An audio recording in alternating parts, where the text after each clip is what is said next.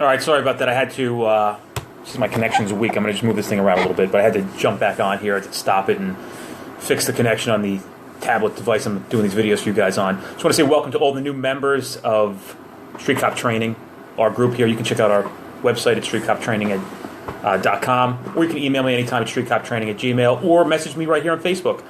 I just want to reach out to, I wanted to let everybody know that if you're following this group, I would suggest that you also follow TJ Cullen's group, which is Trap Fine LLC. You can search it out and just friend request him.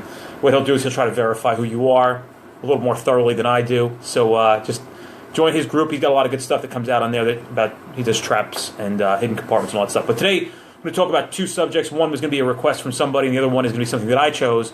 So the first one is I had a guy reach out to me and ask me a question. He talked about picking the right locations to observe traffic. Is it better to be driving with traffic, against traffic? What do you think? Well, it really depends where you are. One thing you want to pick if you're going to be doing interdiction work and looking for a high volume of vehicles, you're going to want to find an area where really you're going to have a high volume of vehicles coming into you and passing before you. Now, I always tell people to make sure they set their cars so you can kind of like look at them as they're driving by you. You can see into the cars. You're looking for seatbelt violations, but you're also looking to see the reactions that are going inside the vehicle. All right, you have to know what people are doing. You remember, look at the car first, passengers, and then the plate's always last. Don't worry about the license plate number. Don't worry about that. The only time that's going to come into play is if it's like a Florida dealer tag, or maybe it's some sort of that totality of the circumstances with it. So I will tell you this, that where I used to sit was Route 1 southbound in Woodbridge, New Jersey, and I would get out there sometimes at 4 o'clock in the afternoon, and between 4 and 6 we have a high volume of traffic. So sometimes cars would pass me. There'd be so many cars, and coming at such a high rate of speed, maybe like 50, 60 miles an hour. Sometimes I would try to get out on a car, and by the time I caught up to them and trying to get through traffic, they were gone, they had dipped off. So just know your strategy, pick your places, and sit, with your car. If you don't have a well-lit area at night, you can use your takedowns or your spotlight, throw your high beams on, and you're checking for seatbelts. Don't let your supervisors bully you into, well, what are you doing out here with these lights on? Well, yeah, I'm doing police work. So put your lights on, say, I'm checking for seatbelts. That's it. You can tell people when you pull them over, hey, I'm doing seatbelt enforcement tonight, and throw them totally off when you're actually looking out for drugs and guns. So, again, sit. You don't want to be blinding people as they're coming down the highway if you're going to use all the lights, but you want to sit like almost like at a vertical to them, or maybe like a little bit like this way, so as they're coming along, you can see into the car that way. All right, that was the first question. Hopefully that's some good advice for you guys. You want to get away from running random plates and your radar unit. I mean, if you want to use your radar unit for an additional PC or RAS to stop the car, maybe they're doing 4 miles an hour over the speed limit, that's a violation, good to go. I would use it for that. Some people are like, well, drug dealers are using radar detectors. I have never found a drug dealer that is using radar detector. The only people who use radar detectors are people with fast cars that drive like assholes. And honestly, as an interdiction officer, I don't give a shit how fast you're going. I can't tell how many people wants to pass me at 100 miles an hour, and I could care less. And they're probably thinking like, oh my God, why did that cop not stop us? Because I know you're not engaged in criminal activity, because I'm focused on criminals, not on minutia bullshit of speeding cars. Who cares? You're not going to slow them down. And usually it's a cop anyway. Why are you going to waste your time? You're going to waste 15 minutes pulling over a cop. So you can waste 2 minutes walking up and 2 minutes walking back to the car and, and talk about these, who he is, and you have friends in common. So with that being said, great. Now we're going to talk about passenger side approaches on motor vehicles. Now, I happen to see a cop doing that today in the town that I live in, and it makes my skin crawl every time I see a cop doing a driver's side approach.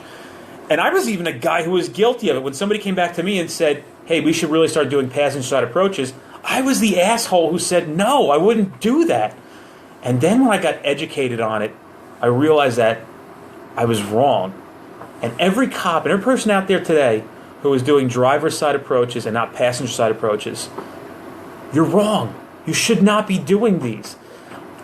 High tactical situation, maybe but on a normal, ordinary course of business, you should be doing driver's side approaches.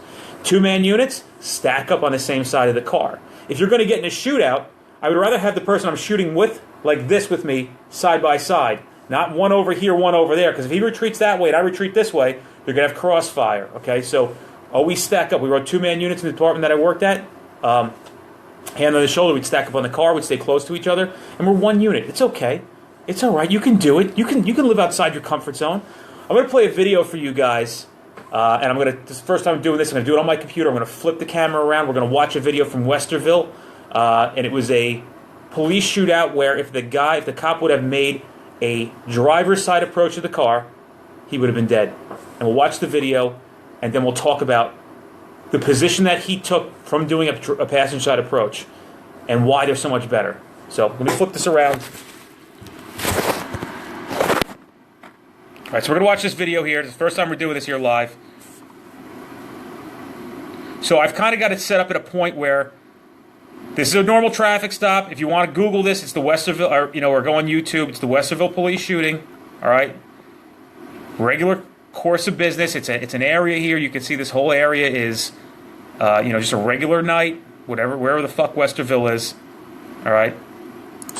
Now, here's the driver waiting for the cop to come out on this side of the car. Okay. I know you can see my reflection in the thing. I'm sorry, I can't do anything about that. Here's the cop walking up.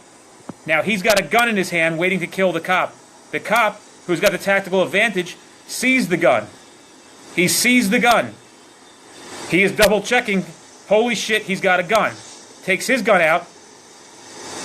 Watch this. 10-3, he's got a gun. 10-3. He's able to call for backup already. He doesn't realize the guy doesn't. He's waiting for him to come up on the driver's side. This would have been a dead police officer had he made a driver's side approach. Put your hands up! Put your hands up! Put your hands up! Put your hands up! Put them up! Put them up! Put them up! Put them up!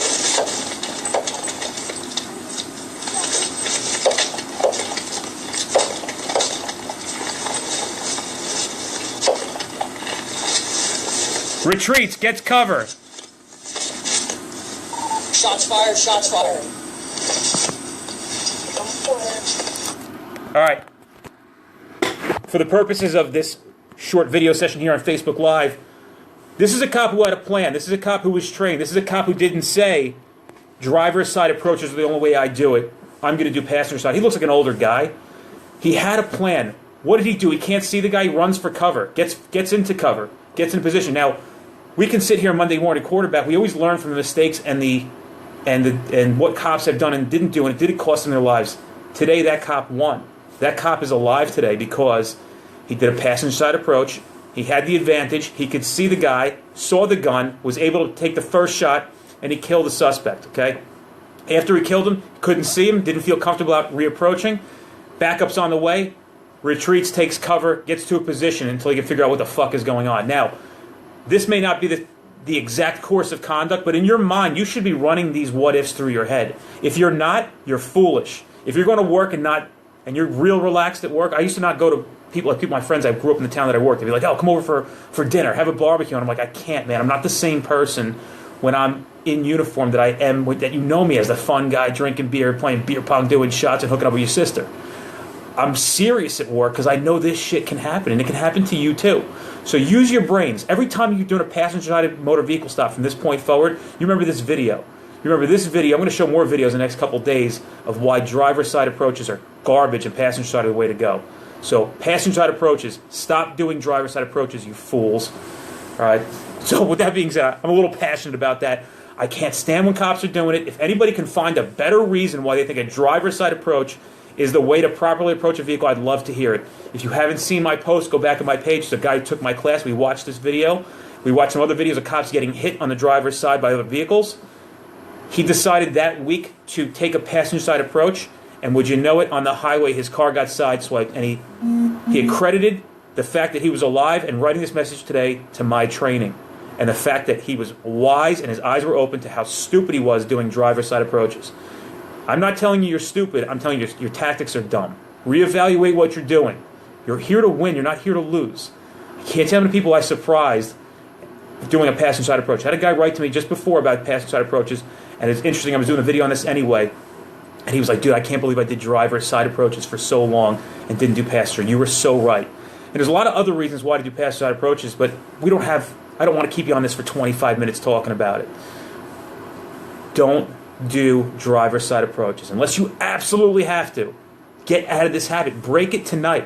When you exit out of your patrol car, walk behind the car and come around this way. Do not shadow yourself with the lights. They know when you're coming up. Why are you going to put yourself in a position to become a friggin' target? Use your brain. Think tactically. I don't care if you don't like being a cop. You're still a cop, and people are still trying to fucking kill you. So stop it. Shame on you if you're doing driver's side approaches from this point forward after watching this video. Get out of your old habits, your bad habits, and bring in the new smart stuff. Walk around the back of your car and make your passenger side approach. Okay? That's the way to do it. If anybody else has anything to contribute to that, that's fine. I'm not mad. Although I sound a little passionate, I'm not mad. Still a nice guy. But I thought that was really important to go over today. I know we have a lot of guys who, we do a lot of case law in New Jersey and here, all the guys who are from out of state. So I wanted to get something really that would apply to everybody. And again, we're looking to go out of state with a lot of the training that we're doing for guys here in New Jersey. We've had over 4,000 guys come to the training. Check out streetcoptraining.com. I'll be on here hopefully tomorrow. Maybe not tomorrow, but Monday for sure. Good night, guys. Hey, thanks for watching the video. If you liked what you saw, subscribe to our channel or leave a comment below and also like us too. It means the world to us.